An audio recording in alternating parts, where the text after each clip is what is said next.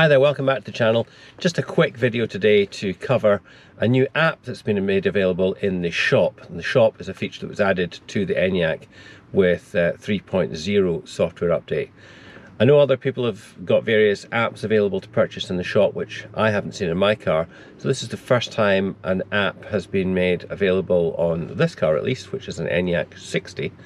And the app that has popped up in the last week or so is the Škoda Powerpass app. Now, if you are a Škoda Powerpass user, it's like WeCharge, or I think Audi Recharge is the equivalent. It's the software charging platform operated by Elli, which is a VW subsidiary, and it enables, certainly on Škodas, you can get discounted charging on a number of networks: Ionity, Shell, BP, Osprey, just to name but a few. So there's already an app available on your phone, and you can look up where you want to go, find out what chargers are available and so on. But obviously it's much easier if that's available in the car, and it has now been made available. I think it's the equivalent to an app that was made available last year on the ID4, which is the WeCharge app. So if you're a Volkswagen owner, we've caught up with you at last. So let's have a quick look. It's not intended as a sat-nav replacement. It is an app designed to find chargers in your area and show you what's available. And then if you want to navigate to them, you can do that within the app, and it will hand off onto the car's sat-nav system. So let's have a look at what it gives you. Obviously we've got the shop app, that's where you would download it. When I clicked on that originally and said install, it took about 48 hours, and I thought something had gone wrong. It just said please wait. And eventually it said install available, clicked install, and a few minutes later I had the app. So here is the app itself. Obviously that's the Powerpass logo. You click in there, app will load up. Obviously it depends on the signal. Here we go. Okay, so when you first load up the app, one thing I've seen a few people online not getting right is you need to go into settings and allow it to share your GPS position, because obviously if that doesn't work, then it's not going to know where you are. And then you can zoom in. You can see around the corner from here I've got 300 kilowatt chargers, and I can click onto that. That logo shows it's a Powerpass, shows that there's 3 out of 4 available. You've got an ability to leave reviews and so on if you want. Tells you there's facilities nearby, there's food, and there's a shop. It's a BP filling station. And then if you want to actually navigate to it, you can hit navigate, and it hands off to the road for 100 yards. After 100 yards, leave the roundabout at the 3rd exit onto Deer Park Drive. And so it hands off to the car sat-nav. So far, so good. But if I wanted to go somewhere further away, I can zoom out and then do search here. And you can see it shows you the number of chargers that are available if there's more than one. The next nearest Powerpass app is over here. It's an 11 kilowatts charger. It'll be a 22 kilowatt charge, but it's showing 11 kilowatts max for this car. That is at an Aldi shop, supermarket, and you can see the price there. That's all very good, nice and easy to read. The other thing you can do is you can filter. So I can filter only by those that are available.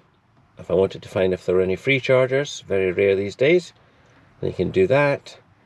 I can filter out only those that are 100 kilowatts plus.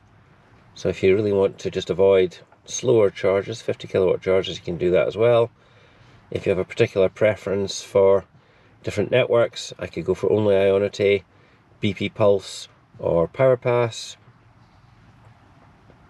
Connector types. If I wanted to find a destination charger, you can do that as well. So everything you pretty much would want. Interestingly, this is something that will come, I think, when 3.1 software is updated on this car. I can select which methods I would like to authenticate on the chargers. And the interesting one is down there at the bottom, plug and charge. So that will give you the same sort of experience as is available on Teslas, where you just plug into the charger, the car does the handshaking, they negotiate the account settings and so on, and then the charge just proceeds. No need for an app, no need for a card, nothing. I'm not sure what ad hoc actually is though.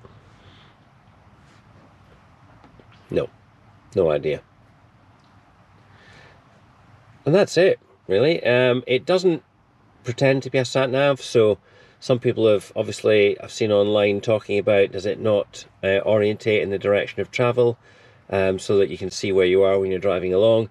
I mean, you can leave this on screen and have that as your map. It will track you, your progress as you make a journey, but that's really missing the point. It's not meant to be a sat-nav.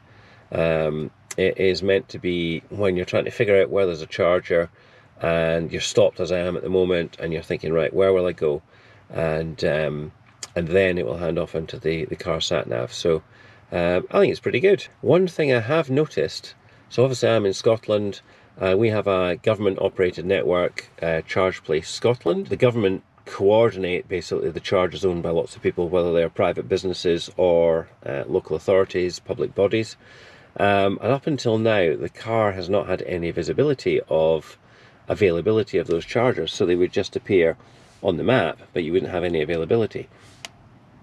With this app, I can now see live availability of the network. So that's really useful if you're in Scotland, obviously. I've no idea about other countries, what visibility was like there, but I know that here the vast majority of the chargers are on the government network, and not having any availability visible on the car is a bit of a shortcoming.